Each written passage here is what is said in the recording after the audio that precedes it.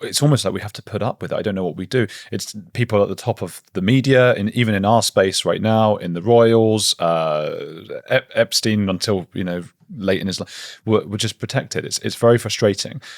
It is hard, I think there is this parliamentary convention that you don't ask questions about the royals, which I hope will change. I mean, if we had a bit more parliamentary scrutiny and people asking questions, not just about this sort of thing, but also their finances and how opaque they are, I think that would perhaps garner a bit more trust. But you're right, the media are scared. I mean, what was interesting is when my story came out, I have a story in the book which is sourced to 3 different people named about Andrew on a taxpayer-funded trip to Thailand, where he had 40 prostitutes sent into him over a 4-day period, and that's not something you could put, because you'd be getting killed by his team, wouldn't you? I mean, that's got to be right. It's a diplomat, it's a journalist, it's a member of the Thai aristocracy who've given me the story. No, there's been no response from him. But what's interesting is after that came out, various people, particularly Tom Sykes at the Daily Beast, said, actually, I've heard these stories for years. And he wrote a story using his own sources, which were separate from mine, to talk about, what Andrew used to get up to in Thailand, which he used to visit quite a lot. So, I mean, people knew about these stories, but were scared to report them. And even with my book, we clearly had to be very careful what we put in there. I think there were about 20 pages that were taken out by the lawyers. A lot of stuff was changed. I was amazed how much they did allow, actually, because it's not just libel, it's things like privacy.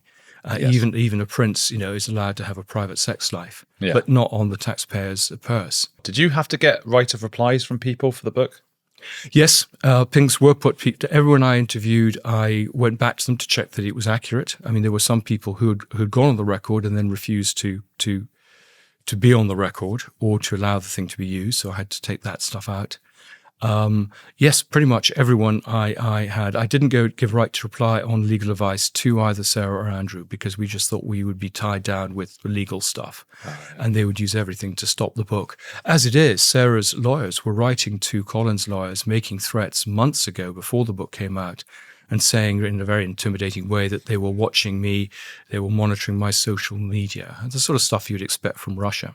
Just you're not at all suicidal, are you? No. That just gets me more determined to put this boot in. But I asked that so that if anything were to happen to you. Right. No, I'm not suicidal. You must worry about that. Someone might knock you off or, Well, I mean, there have been a lot of very strange deaths in this story. Quite apart from Epstein, Jean-Luc Brunel died in prison. One of the people who actually talked about the sale of Sunninghill, the son-in-law of the ruler of Kazakhstan, died in prison in very mysterious circumstances. Steve Hoffenberg, who was the man who did the Ponzi scheme with Epstein and went to prison for 18 years. I know that when he learnt that Epstein had died, he absolutely was paranoid. He was in hospital in New England. He said, I don't want anyone bringing an injection anywhere near me. I want to have security. And Steve Hoffenberg was found dead in very mysterious circumstances. So, one has to wonder, and, there's still big questions about Virginia Giuffre's suicide. Was she pushed through some external pressure? Was it that she just really had enough, because of her own domestic marital problems? But this is a woman who's very tough. I mean, she'd stood up really against some very powerful people and spoken truth. And, though she was beginning to crack up, the timing does seem slightly strange. We've never really, we just, the family said, she died very sadly and she left a note or something, and we've never heard anything more.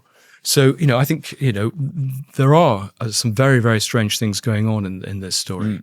So you must worry. Do you have a wife or something? I have wife and children. Is your wife going like, Andrew, are you sure you want to do this book?